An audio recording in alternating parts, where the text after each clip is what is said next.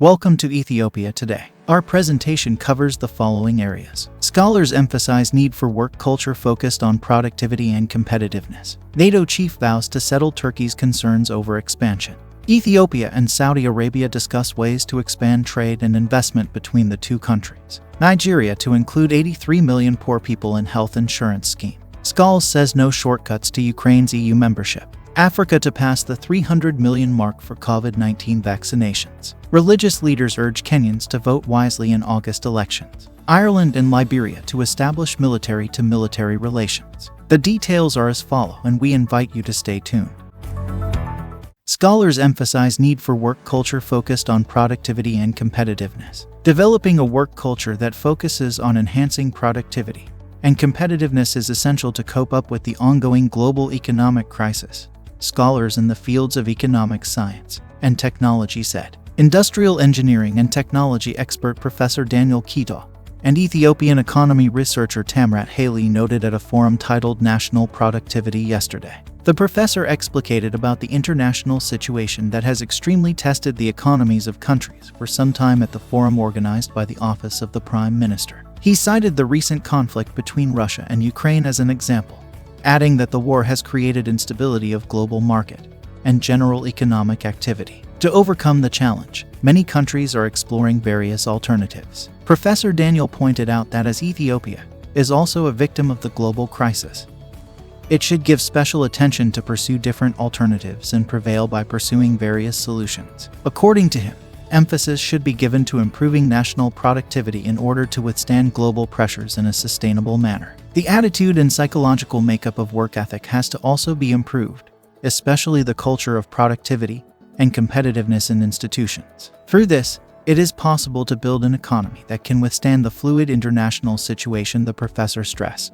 Ethiopian economics researcher Tamrat Haley reiterated on his part that the changing world situation over the past 100 years has forced countries to pay special attention to productivity. The experience of countries with strong economies shows that improving productivity is not only to be left for a government, but is a responsibility of all citizens, he added. Tamrat underscored that Ethiopians should build a collaborative work culture by taking the experiences of the advanced and developed countries.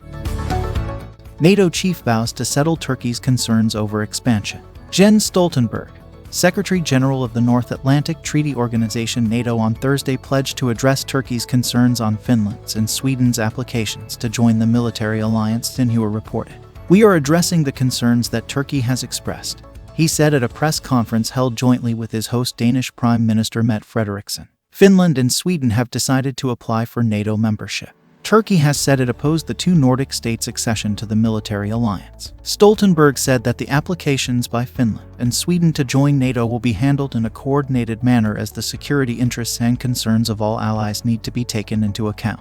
He noted that NATO is in close contact with Finland and Sweden and Turkey. Turkish President Recep Tayyip Erdogan has said he could not agree to the accession of Finland and Sweden, which have levied sanctions on Turkey. Ankara has accused both nations of supporting terrorist organizations, referring to the Kurdistan Workers' Party and the Kurdish militia People's Defense Units in Syria. Russia, which could see its land border with NATO countries doubles, has also repeatedly warned Sweden and Finland against joining NATO, saying such a move would oblige it to restore military balance by strengthening its defenses in the Baltic Sea region. Ethiopia and Saudi Arabia discuss ways to expand trade and investment between the two countries. Ethiopia's ambassador to Saudi Arabia Lencho Badi met with Ajlan Abdulaziz, chairman of the Board of Federation of Saudi Chamber, and discussed ways to expand trade and investment between Ethiopia and Saudi Arabia. The discussion focused on strategies related to expanding economic and commercial activities between the two countries that include holding investment and trade forum and facilitation of trade delegation visit to Ethiopia, ENA reports. Ajlan Abdulaziz said that he recognizes the great potential Ethiopia provides to Saudi investors as well as export to Saudi market. He also concurred with the importance of holding investment and trade forum in Riyadh at this juncture and assured his full support to expand bilateral business cooperation. According to Foreign Affairs Ministry, the two sides also discussed the importance of establishing Ethio-Saudi Business Council to deepen the trade between Ethiopia and Saudi Arabia. Nigeria to include 83 million poor people in health insurance scheme.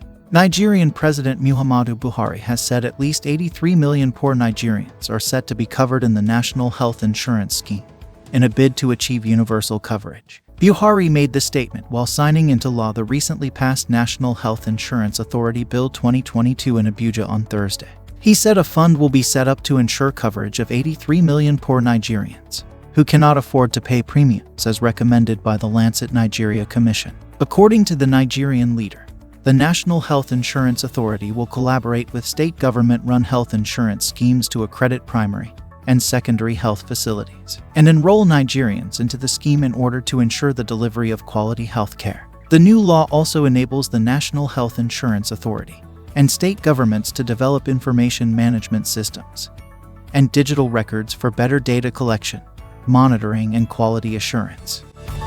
Scholz says no shortcuts to Ukraine's EU membership.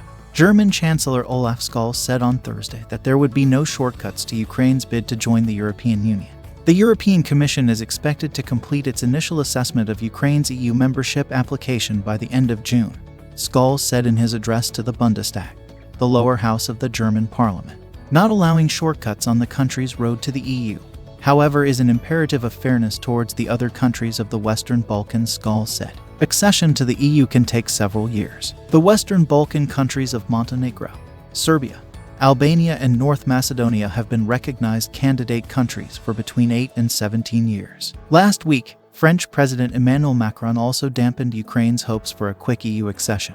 We all know perfectly well that the process which would allow them to join would in reality take several years, and most likely several decades, he said. Ahead of the extraordinary meeting of EU leaders at the end of May, Scholz spoke in favor of a European Solidarity Fund for the reconstruction of Ukraine. It is already clear, the reconstruction of the destroyed infrastructure, the revival of the Ukrainian economy, all this will cost billions, he said. The Solidarity Fund would be fed by contributions from the EU and our international partners, he said, stressing that the EU had to start preparations now to support Ukraine on its European path. Scholz stressed that solidarity in Europe was also required to cope with energy price increases.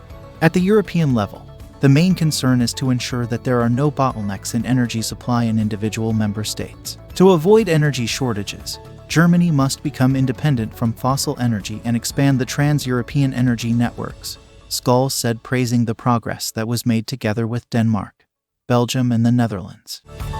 Africa, continent to pass the 300 million mark for COVID-19 vaccinations. As of May 20, 2022, confirmed cases of COVID-19 from 55 African countries reached 11,662,928, while over 298,026,398 vaccinations have been administered across the continent.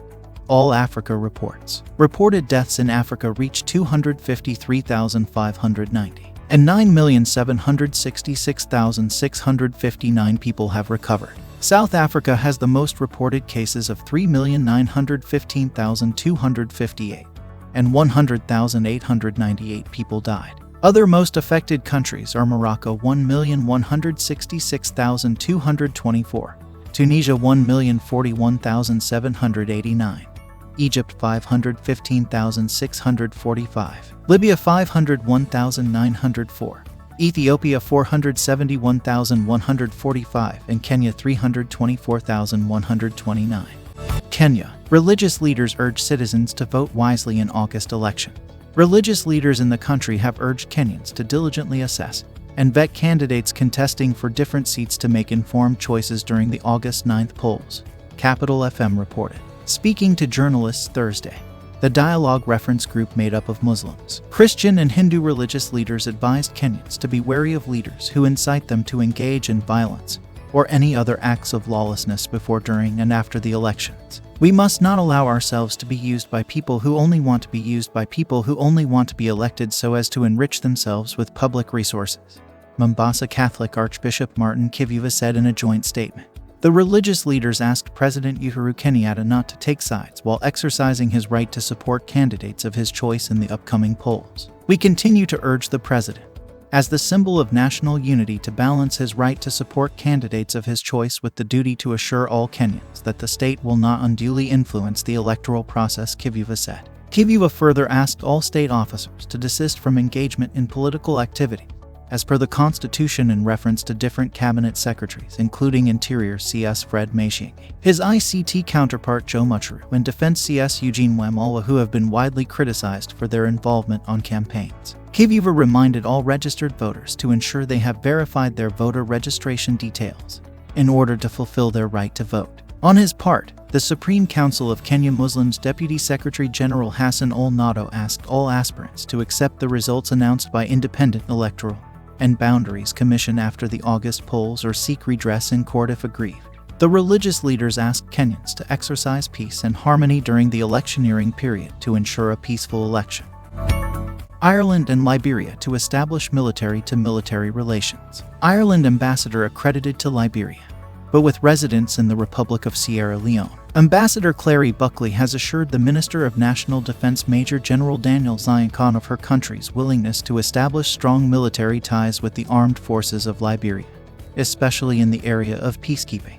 Ambassador Buckley informed the Liberian Defense Minister that the Republic of Ireland sees the armed forces of Liberia as a suitable partner, stressing that when such a partnership is established, it will further enhance the professional capabilities of the armed forces of Liberia in its peacekeeping operations. She recounted her country's contributions to peace in Liberia by the deployment of Irish troops under the United Nations peacekeeping mission in Liberia during the heat of the civil conflict. Commenting on the ongoing recruitment process of the armed forces of Liberia, the Irish envoy to Liberia encouraged the Ministry of National Defense to consider the recruitment of more females into the AFL to meet the 15% quota set by the United Nations. She lauded Minister Zion for his recent commitment to keep the armed forces of Liberia away from politics. "I was excited to hear that the Liberian military will remain apolitical," said Ambassador Buckley. At the same time, the Irish ambassador has informed Minister Zion of her country's military preparedness to participate in next year's Armed Forces Day celebrations in Liberia. In response, the Minister of National Defense Major General Daniel Zion expressed gratitude to the visiting Irish ambassador for the visit and praised the long-standing relationship subsisting between the two countries, recounting the Republic of Ireland's contributions to the bolstering of peace in Liberia. Minister Zion welcomed the gesture from the Republic of Ireland, which will see both countries' military fostering a military-to-military relationship, adding that such a relationship will help the two countries in experience sharing. He informed the Irish envoy of his commitment to keeping the armed force of Liberia away from politics so as to preserve the neutrality of the force. Here's the end of our presentation. Like this video if you enjoyed it. Subscribe to our channel and hit the notification bar so that you won't miss any of our exciting videos. Don't be the only one to enjoy the video. Share it with your loved ones too. Don't forget also to check out our collections on description section. May God bless Africa and its people. Many thanks.